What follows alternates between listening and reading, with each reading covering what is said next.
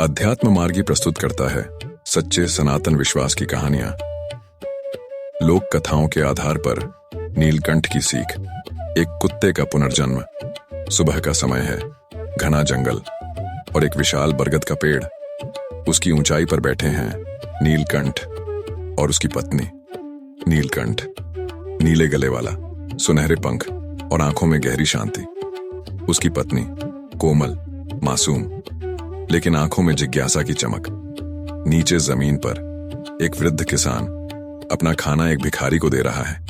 नीलकंठ मुस्कुराते हैं और कहते हैं, देखो, यही है सच्चा प्रेम।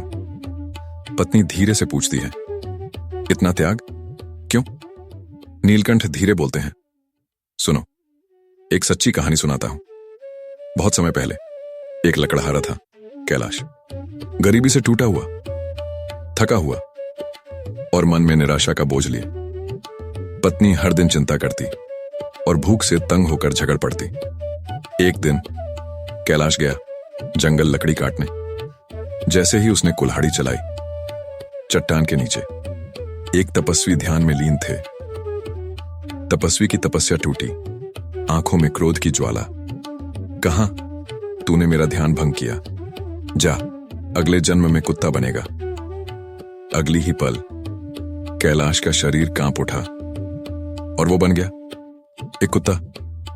हां, एक भूखा, बदसूरत, रोते हुए नजरों वाला कुत्ता। कैलाश अब भटकता रहा, गली गली। कभी लात पड़ी, कभी पत्थर। एक दिन एक पंडित भोजन कर रहा था। बचा हुआ खाना बाहर फेंका।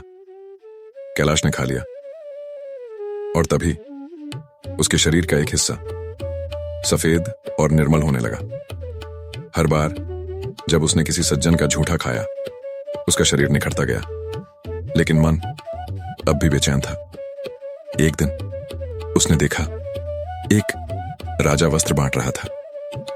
भीड़ भाग रही थी, छीना झपटी चल रही थी। कैलाश ने भी एक टुकड़ा लिया, लेकिन कुछ नहीं बदला। फिर वो वृद्ध किसान मिला, वही जिसने आज भिखारी को खाना दिया था। किसान ने देखा और बिना बोले अपनी रोटी कुत्ते के आगे रख दी। कैलाश ने खाया और उसी क्षण वो फिर से मनुष्य बन गया। हां, फिर से वही कैलाश, आंखों से बहते आंसू, कांपते होंठ। उसने किसान से पूछा, आपने मुझे क्यों दिया? किसान मुस्कुराया और बोला, क्योंकि तेरी भूखी आंखों ने मुझे मेरी भूख याद दिला दी। नीलकंठ की पत्नी अब मौन है। नीलकंठ बोले, दान में भाव महत्वपूर्ण होता है, वस्तु नहीं। सच्चा धर्म करुणा और प्रेम है। नीचे वही वृद्ध किसान अब एक कुतिया और उसके बच्चों को रोटी खिला रहा है। नीलकंठ की आंखों में एक शांत मुस्कान है। बरगद के नीचे भी और आकाश के ऊपर भी सिर्फ एक ही रोशनी है, करुणा की।